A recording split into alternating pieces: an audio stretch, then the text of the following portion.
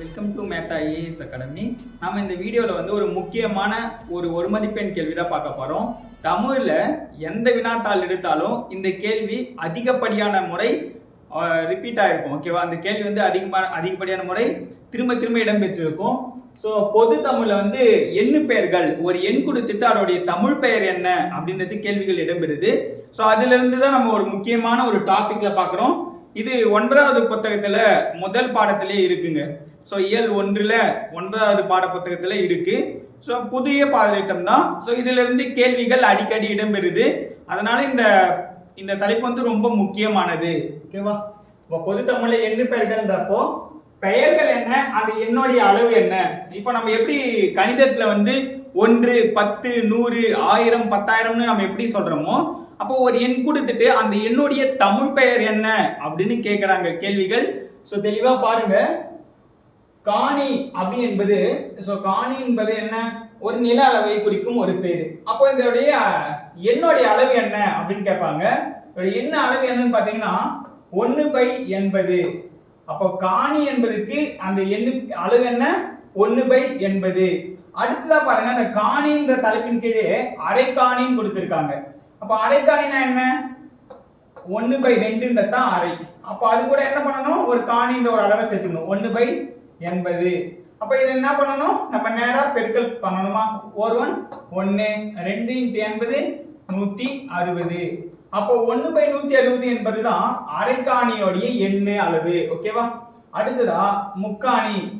அடுத்த பாருங்க, முக்காணி கொடுத்துருக்காங்களா. அப்ப நமக்கு காணின்றது என்ன தெரியும், 1/80 தெரியும். முக்காணின்றப்ப பெருக்கல் 3ன்னு போட்டுக்கணும். அப்போ 1/80 பெருக்கல் 3ன்னா என்ன வரும், 3/80. அப்ப முக்காணியோடைய எண் அளவு என்ன, 3/80.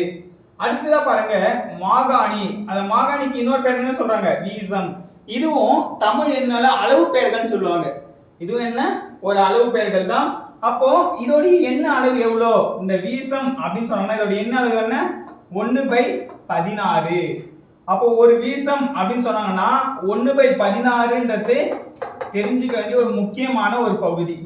அதே போல காணின்னு சொன்னாவே 1/80 அப்படின்னு தெரிஞ்சுக்கணும். அப்போ இந்த ஒரு விஷயம் நம்ம தெரிஞ்சுக்கிறப்பவே நம்ம அது கீழே அதை சப்ஸ்டிட் பண்ணி வேல்யூ கொண்டு வர போறோம். ஓகேவா? கால் வீசம் அப்படின்னு கொடுத்துருக்காங்களா. இப்போ நமக்கு வீசத்தோட அளவு தெரியும், 1/16. கால்னா எவ்வளோ, 4ல் 1 பங்கு தான் கால். அப்போ இதை பாருங்களா, 1 1 16 64. அப்போ 1/64 என்பதுதான் கால் வீசத்தோடைய எண் அளவு. அடுத்ததா பாருங்க அரை வீசம்னு கேட்டிருக்காங்க.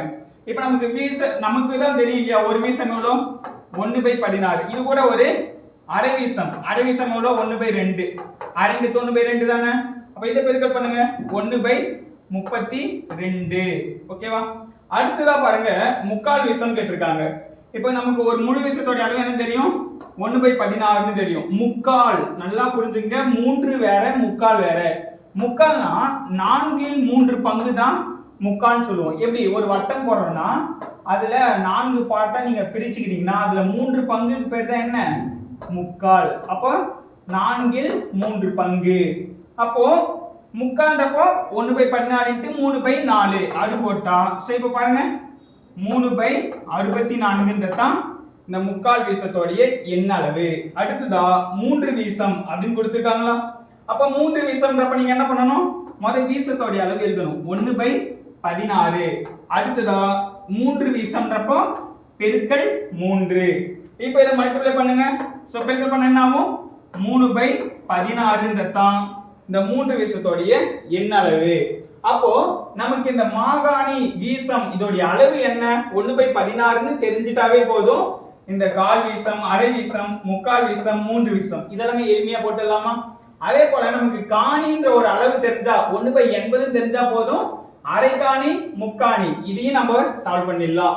அடுத்ததா பாருங்க ஒருமா, அதாவது மான்ற ஒரு கான்செப்ட்ல கொடுத்திருக்காங்க. ஒருமா அப்படின்றப்ப என்ன வரும் அளவுன்னு பாத்தீங்கன்னா என்ன அளவு, 1/20.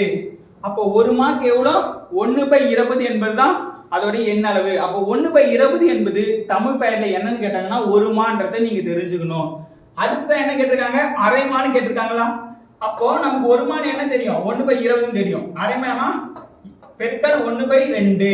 இப்போ இது பண்ணுங்க 1/40. அப்போ 1/40 தான் அரைமாவுடைய எண் அளவு.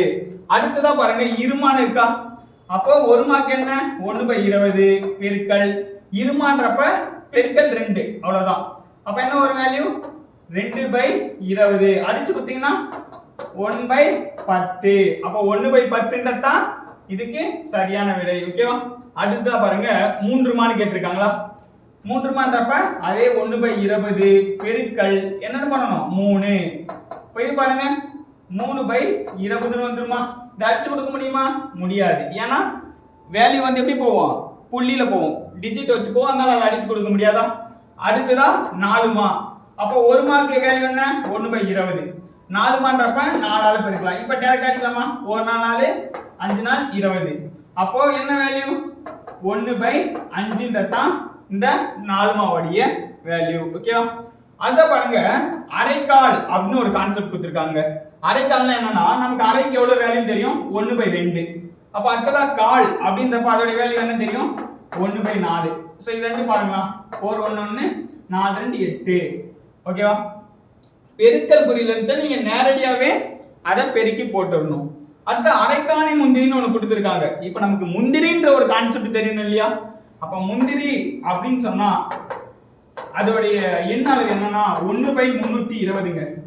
அப்போ 1/320 என்பதன் தமிழ் பெயர் என்ன அப்படின்னு ஆல்ரெடி எக்ஸாம்ல ப்ரீவியஸ் இயர்ல கேட்டிருக்காங்க. ஓகேவா? ஆல்ரெடி ப்ரீவியஸ் இயர்ல கேட்டாங்க 1/320 தமிழ் பெயர் என்னன்னு. அப்போ